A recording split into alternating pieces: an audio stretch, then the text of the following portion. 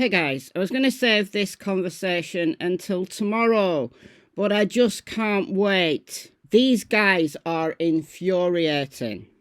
Which guys, Michelle, I hear you say? The guys who are making the prosecution's case. Those guys. We got to talk about it, and we got to talk about it right now. It's time for you guys to start being journalists. Before an angry Andrew Baldwin left the courthouse, 13 News overheard him speaking to Richard Allen's wife, saying, "It ain't over. The world's watching. The world sees what's going on."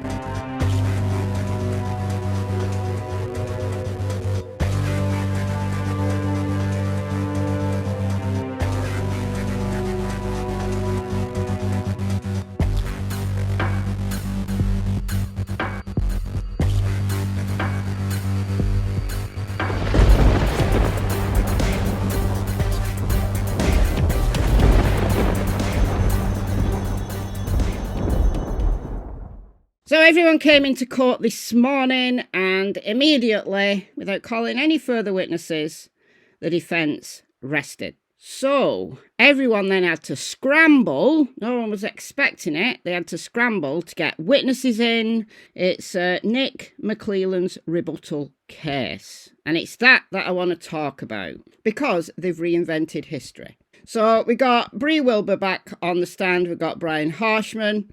But it's this dude, Dr. John Martin, licensed psychiatrist with over 40 years of experience in corrections, who was brought to the stand. So Martin said Allen was kept in what could be referred to as solitary confinement. Others would say a one-man cell. Because solitary confinement, well, that sounds very punitive, like you're being punished. While a one-man cell doesn't. It's almost like a holiday camp. Mr. Allen had not done anything wrong, and yet he was being treated as though he had.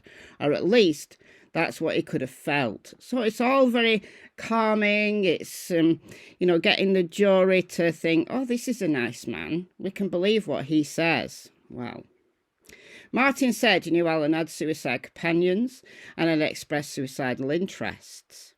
He also knew that Allen was sometimes moved to be seen by himself or Dr. Worley. Testifies he saw Allen in April of 2023 after he got a phone call that prompted him to visit Allen unplanned.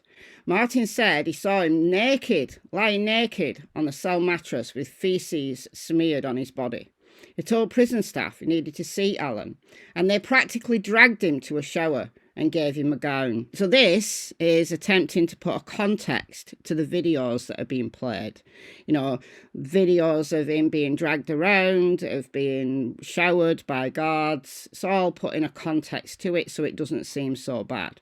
Martin said it was at this point he decided Allen was psychotic. And in order to treat it, he had to put him on an antipsychotic medication, which was Haldol. So he couldn't consent, so they had a meeting. So first treatment was on April 14th. All right.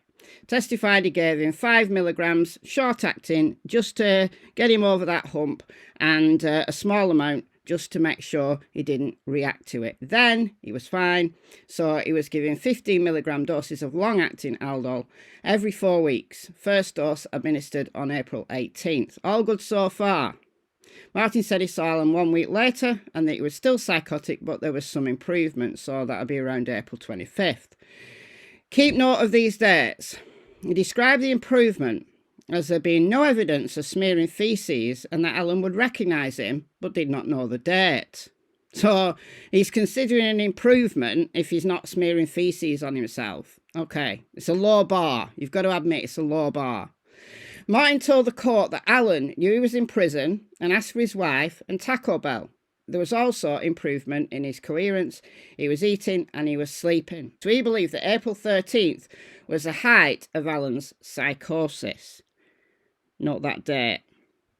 Saw him several times in May, and each time he was coherent and there was no evidence of psychosis. That was May. No evidence of psychosis throughout the entirety of May.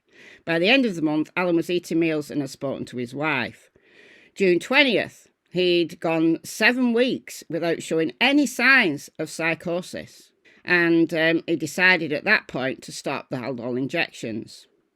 On that day, so June 20th, I would like to apologise to the families of my victims. Told the court Alan was not psychotic at the time of the statement. All right, so let's go back and look at some previous testimony. So this is the guards, the experts of mental health. All right, let's see what this guy said.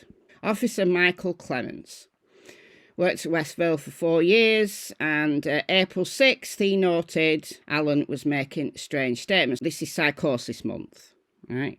So glad nobody gave up on me after I killed Abby and Libby. I, Richard Matthew Allen, killed Abby and Libby. No one helped me. I'm not crazy. I'm only acting like I'm crazy. So April 10th, repeatedly saying expletives while singing God Bless America. Running into the door, bracing for impact.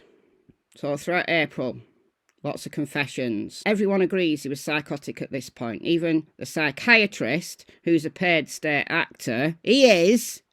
I'll show you for why in a minute. Bear with me.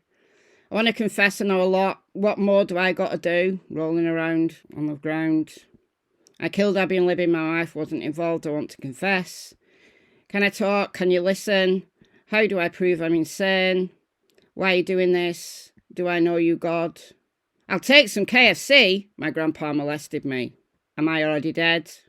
How do I prove I'm sane?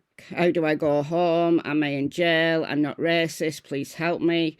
What wasn't noted, what wasn't brought up in trial was other things that he said about how he murdered the girls. He said he shot them in the back. He said he buried them in a shallow grave. Those things didn't happen.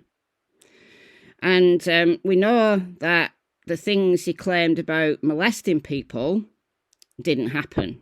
His sister and his daughter have both testified under oath that they were not molested by Rick Allen. He noted that he molested other people. We don't know who those people are, but hey, Waller testified the day after. April 12th, noticed Allen was masturbating, clapping and banging his head and naked.